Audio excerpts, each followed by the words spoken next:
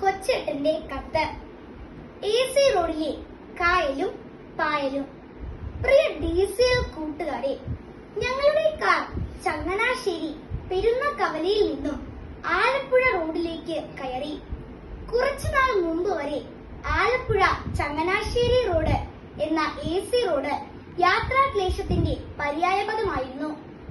AC റോഡിലൂടെയുള്ള യാത്ര ഒട്ടും easy അല്ലായിരുന്നു. കുണ്ടും കുഴിയും നിറഞ്ഞ് ദുരിതപൂർണമായിരുന്ന AC റോഡ് ഇന്ന് പഴയകാല കഥകൾ മാറ്റിയെഴുതി ഏറ്റവും യാത്രാ സുഖമുള്ള രാജപാതകളിൽ ഒന്നായി മാറി. ആലപ്പുഴയ്ക്ക് പോകുമ്പോൾ ഏറ്റവും ആകർഷകമായ കാഴ്ച ഇടതുവശം ചേർന്ന് നിറഞ്ഞു തുളുമ്പി നിൽക്കുന്ന മനോഹരമായ AC കായലായിരുന്നു. അത് കായലല്ല എന്നും AC റോഡ് നിർമ്മാണത്തിനായി മണ്ണ് മാന്തിയെടുത്തപ്പോൾ ഉണ്ടായ കനാലാണെന്നും അറിയാമെങ്കിലും ഈ കനാലിന്റെ ഇന്നത്തെ അവസ്ഥ കണ്ടപ്പോൾ ഇതിനെ കായൽ എന്ന് വിളിക്കാമെന്നു കരുതി. കാരണം കനാലിലെ നിറഞ്ഞ വെള്ളത്തിന് മുകളിൽ പായലും പോളയും നിറഞ്ഞു കവിഞ്ഞു കിടക്കുകയാണ്. ഈ പോളയും പായലും കയറി ഈ കനാൽ ഒരു പായൽപ്പാടം പോലെയായല്ലോ എന്ന് സഹയാത്രികനായ വൈദിക സുഹൃത്ത് പറഞ്ഞു. പായൽ കയറി കനാലിന്റെ വ്യക്തിത്വം തന്നെ നശിച്ചു പോകുന്നത് കണ്ടപ്പോൾ DCL കൂട്ടുകാരോട് പറയാൻ കുറെ ചിന്തകൾ എന്റെ മനസ്സിലുദിച്ചു. അത് കൂട്ടുകാർക്ക് എഴുതുമ്പോൾ ശീർഷകത്തിന് ഒരു പ്രാസഭംഗി ഉണ്ടാകട്ടെ എന്ന് കരുതിയാണ് AC റോഡിലെ കായലും പായലും എന്ന് ശീർഷകം നൽകിയത്. AC റോഡിലെ കനാൽ നിറയെ പോളയും പായലും നിറഞ്ഞത് നീക്കം ചെയ്യണമെന്നും അത് പള്ളാത്തുരുത്തിയിൽ നിന്ന് 2 വഴികളിലൂടെ തുറന്നു വിടണമെന്നും ആവശ്യപ്പെട്ട് AC കനാൽ സംരക്ഷണ സമിതി നിരന്തരം സമരത്തിലാണ്.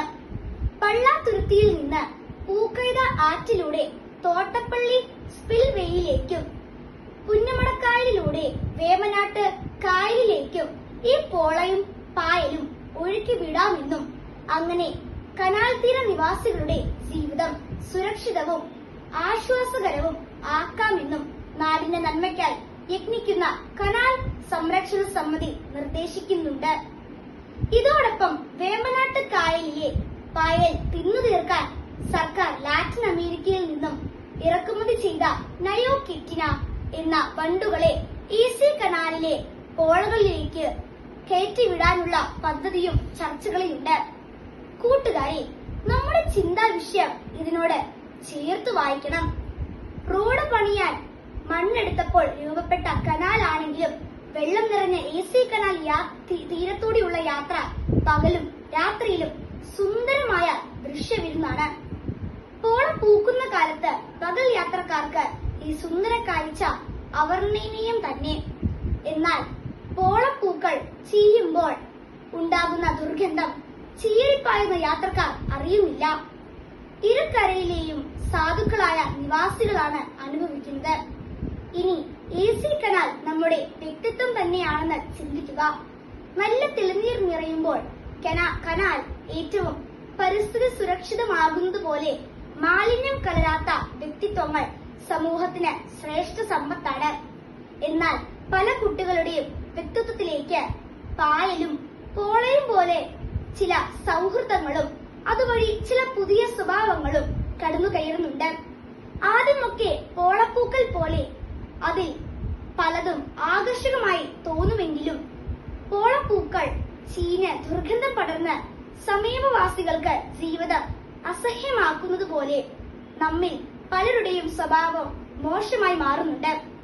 AC കനാലിന്റെ ചില ഭാഗങ്ങളിൽ വെള്ളം കാണാനേയില്ല. പോള പടർന്ന് കനാൽ പോളപ്പാടം പോലെ തോന്നിപ്പിക്കുന്നുണ്ട്. ആരെങ്കിലും അടിയിൽ വെള്ളമില്ലെന്ന് കരുതി റോഡിൽ നിന്ന് പോളയ്ക്ക് മുകളിലൂടെ നടക്കാൻ തുടങ്ങിയാലോ? കൂട്ടുകാരെ, നമ്മുടെ വ്യക്തിത്വത്തെ കാർന്നു തിന്നുന്ന നമ്മുടെ അസ്തിത്വത്തെ തന്നെ വിഴുങ്ങിക്കളയുന്ന സൗഹൃദങ്ങളും ശീലങ്ങളും നമ്മൾ നീക്കം ചെയ്യണം.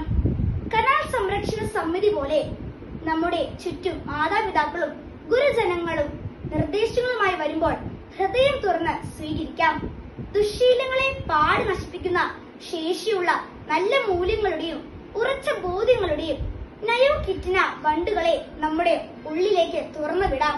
അപ്പോൾ നാം വീടിനും നാടിനും നന്മ ചെയ്യുന്ന നല്ല തെളിനീര് പോലെയുള്ള വ്യക്തിത്വങ്ങളാവും. ആശംസകളോടെ സ്വന്തം കൊച്ചേട്ടൻ.